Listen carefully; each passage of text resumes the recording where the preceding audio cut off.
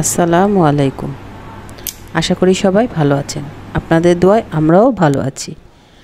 আজকে আপনাদের সাথে শেয়ার করব ক্রিসপি খেজুরের গুড়ের জিলাপি। জিলাপিটি খেতে কিন্তু বেশ মজা। এটা অনেক ক্রিসপি হয়। এটা আপনারা বাসায় বানালেই বুঝতে পারবেন। আপনারা যদি এরকম ক্রিসপি জিলাপি বানাতে চান তাহলে আমাদের রেসিপিটা ফলো করলেই আপনারা এরকম জিলাপি বানিয়ে ফেলতে পারবেন। এজন্য আমাদের লাগবে 4 টেবিল চামচ চালের গুঁড়ো। তারপর এখানে লাগবে আমাদের 1 টেবিল চামচ বেসন। তারপর এখানে আমাদের লাগবে 2 টেবিল চামচ ময়দা। এখন আমরা দিয়ে দিব অল্প পরিমাণে লবণ। এগুলোকে দিয়ে আমরা ভালো করে নেড়েচেড়ে মিক্সড করে নিব। তারপর এখানে আমরা অল্প পরিমাণে পানি দিব। এখানে কিন্তু আপনারা একবারে বেশি পানি দিবেন না, অল্প অল্প পানি দিয়ে ডোটাকে আমরা ভালো করে আগে মিক্সড করে নিব। চামচের সাহায্যে এটাকে আমরা একটু ডলে ডলে মিক্সড করব। আবার আমরা এখানে অল্প একটু পানি অ্যাড করে নিলাম। এখন এটাকে আমরা ভালো করে মিশিয়ে নিব।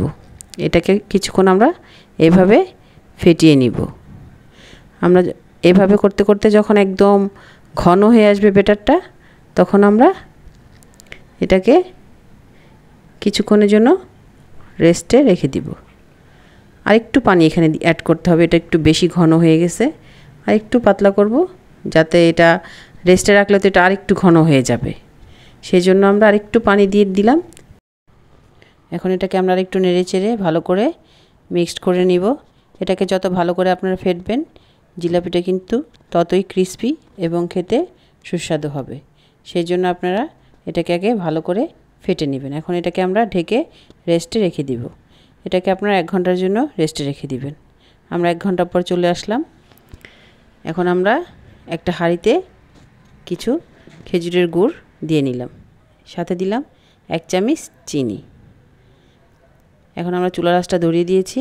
এখন এটাকে নেড়ে চেড়ে নিলাম। এটা কিন্তু বলক এসে গেছে। এখানে আমরা দিয়ে দিলাম 1 চামচ গোলাপ জল। এখন এটাকে আমরা নেড়েচেড়ে মিক্সড করে নিলাম। এটা কিন্তু আমরা বেশিক্ষণ জাল করব না, তাহলে গুড়টা তিতা হয়ে যাবে। এখানে আমরা আরেকটা ফ্রাই প্যানে তেল দিয়ে নিয়েছি। তেলটা গরম হলে আমরা ওখানে জিলাপি ভাজবো। এখন আমরা এখানে জিলাপির ডোগুলো আমাদের কাছে পাইপিং ব্যাগ ছিল না, সেই জন্য আমরা একটা পলিথিন নিয়ে নিয়েছি। সেটাতে আমরা ডোগুলোকে ঢেলে নিলাম। এখন আমরা জিলাপিগুলো ভাজতেছি।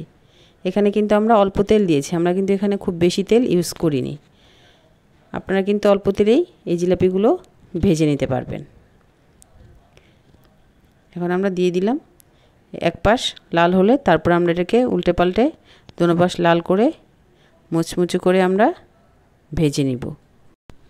আমরা কিন্তু চুলার আঁচটাকে একটু মিডিয়াম করে রাখবো। এখানে যদি আমরা চুলার আঁচটাকে বাড়িয়ে ভাজি তাহলে কিন্তু এটা পুড়ে যাবে এবং ভিতরটা কাঁচা থেকে যাবে। তাহলে কিন্তু জিলাপিগুলো খেতে মজা হবে না, এগুলো কিন্তু মুচমুচে হবে না। সেই জন্য আমরা খেয়াল রাখবো চুলার আঁচটা যেন মিডিয়াম টু লো থাকে। এরকম করে আমরা শিরাতে দিয়ে এগুলোকে ভালো করে একটু নেড়ে চেড়ে শিরাগুলো উপর থেকে মিক্সড করে নিব। এইভাবে আমরা সবগুলো জিলাপি ভেজে শিরাতে ডুবিয়ে উঠিয়ে নিব। আপনারা কিন্তু বাসায় এইভাবে আমাদের রেসিপি দেখে যদি বানান তাহলে আমাদের মতো এরকম ক্রিসপি, রসালো ও মজাদার জিলাপি বানাতে পারবেন। এটা কিন্তু দোকানের জিলাপির চাইতে অনেক বেশি মজা এবং অনেক বেশি সুস্বাদু।